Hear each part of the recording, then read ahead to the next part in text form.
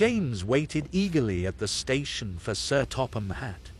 James had just arrived on the island of Jersey to help on the HSBA Garden Railway.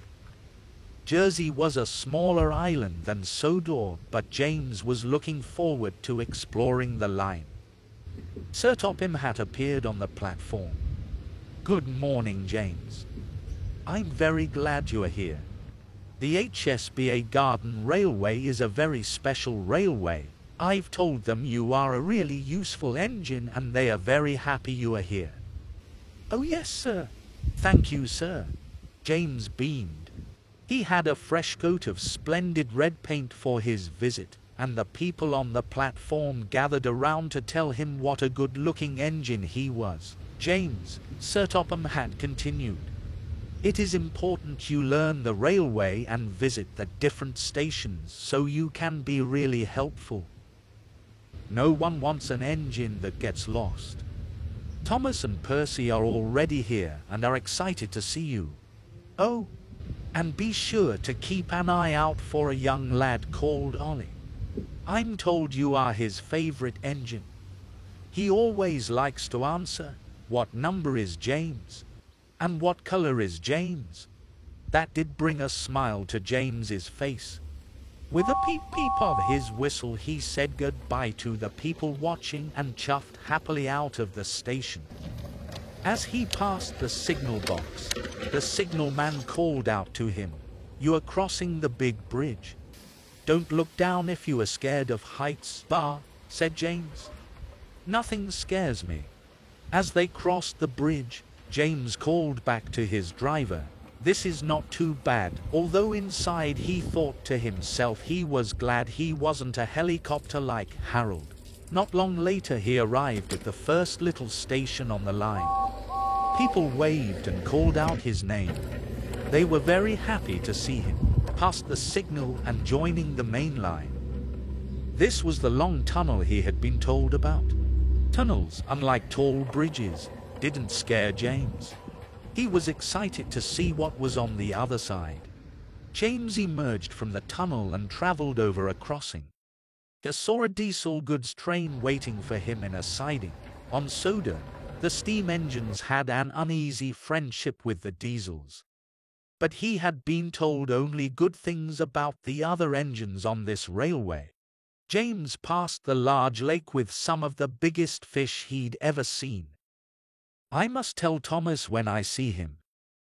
He proceeded over the low bridge crossing the falls and continued on the main line. "The main station is just ahead," his driver said as he began to reduce steam. James entered the station and saw a young boy on the footbridge waving at him. He was very excited to see James. "That must be Ollie." James gave him an extra special toot as he pulled into the station. The station master was waiting for James. "Welcome to the railway, James. The engineers want to give you a quick check at the sheds. It won't be long, and it'll give you some time to talk to Thomas. He is waiting in the sidings for you." They said their farewells and James reversed back to the sheds. "Welcome to Jersey," said Thomas as James backed up beside him. "Have you enjoyed your run?" "Oh, it is wonderful," replied James. "It's lovely to see all the plants and how the railway meanders around everything." "Sir Topham Hatt said Percy is here too." "Yes," replied Thomas. "He's waiting on the upper line near the hiking cabin. You'll need to head back to the junction near the waterfall and take the incline hill. It's not quite as big as Gordon's Hill, but you will still need all your steam to get up. But from there the views get even better." The engineer walked over to James's driver and fireman. "All in good working order. He won't have any problems with the hill. You can be on your way when you are ready." And with that, he returned to the shed to finish his eggs on toast. James said his thank yous and farewells and gave Thomas a final peep-peep as he chuffed away. James cleared the siding and began his return to the waterfall, a short run away. no sooner as he arrived and he saw the points change. "Okay," said his fireman, "we've got your fire going nicely. This will be no problem for you." James began the ascent, enjoying the flowers and whistling to the workmen as he passed. He saw the station below him in the distance, and before long he was at the top of the hill. He crossed a red bridge and took in with delight all the wonderful plants and flowers that lined the route. "Well," James said to himself, "Thomas was right." James passed some transport trucks waiting in the siding as he rounded the corner. He saw a familiar green engine on the line ahead.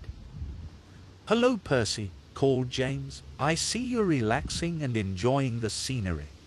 "Oh yes," replied Percy. "Everyone is very friendly. This is the topmost station of the line. People come from all over to enjoy the countryside around here before finishing at the Bear Guest House for a nice long drink." James and Percy chatted for a short while before saying their goodbyes. His driver promised James a nice long run around the upper line before returning to the main station. "Off we go," called James. Percy whistled a goodbye in return. And with that, James was off, and what a wonderful run it was.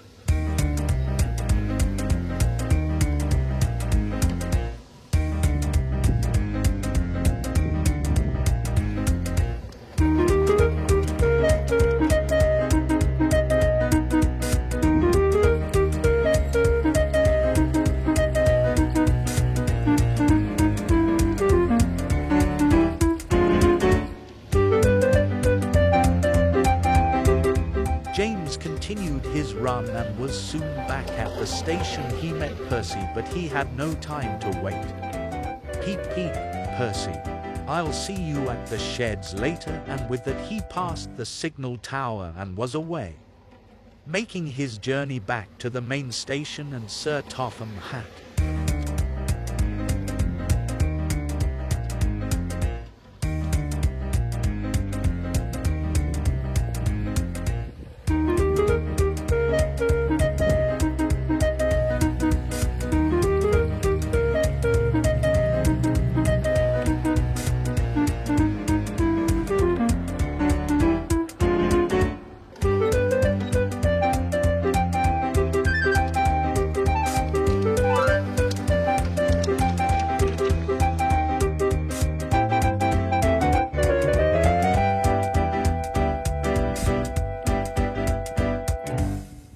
A short while later James appeared at the main station to be greeted by Sir Topham Hatt.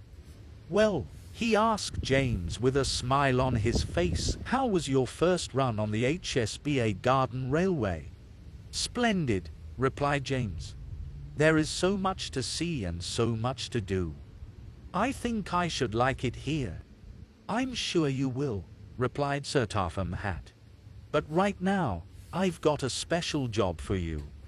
"Oh?" inquired James. "But that's a story for another time."